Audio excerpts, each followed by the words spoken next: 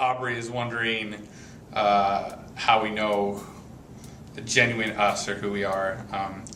And for me, it's definitely been a process, one in which I think more people around me have defined than myself.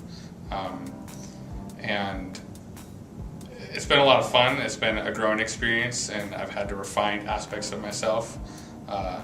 Some of the more harsher aspects that Trinity gets a small taste of, I think, are refined reflections of who I once was.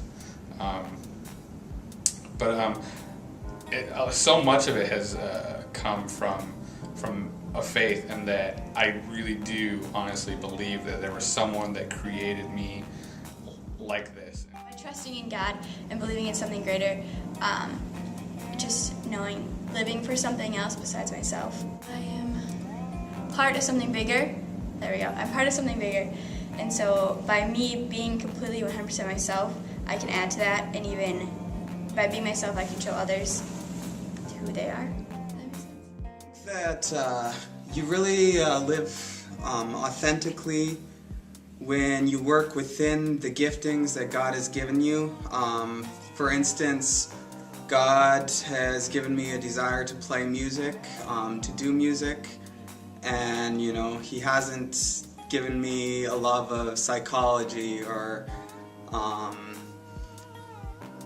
business, and so hence I chose to be a music major, and I don't try to be somebody else that I'm not. I learned it was okay to be authentically myself because growing up, I was not like all my skinny blonde friends. I was a chubby redhead. And so I decided that it was important for me to stand out in different ways, such as like being confident in myself, not just based off of how I looked, and having to have a personality. And so I strove toward doing that, and then that was just reinforced by my parents being supportive of everything I ever wanted to really do,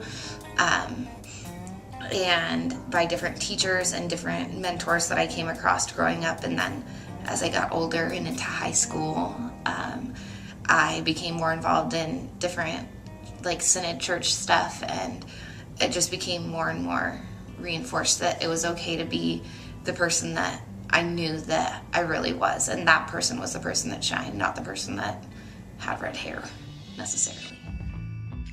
By getting myself involved and seeing that I'm actually somewhat decent at what I've been asked to do, and having a really good positive attitude and being excited to do what I get to do, like by planning the fall retreat or by other things that we've done, I feel like it's what I'm supposed to be doing, and I feel that other people are going to notice that when they see the job well done, that they'll notice that the people who did it actually cared about what they were doing, and were excited because they felt like these are the gifts that they could contribute. Try to make home wherever I'm at. My wife and I move around a lot. We've just been called into different areas, and I've always tried to take the people around us and treat them as family and have them in, and part of that is letting them know who I am very quickly, and just being me, being real. And I also think it's a process, and I think at least I hope that I'm a different person 10 years from now, and a better version of myself. Oftentimes when it comes to being myself here at Trinity, there's lots of opportunities such as prayer and praise, chapel, different places for me to use my gifts, singing in choir. This is all part of the gifts that God has given me, and I'm just thankful for opportunities to use them. I would definitely say I can be authentic at Trinity. I can walk around in a mustache here at Trinity, and that's okay.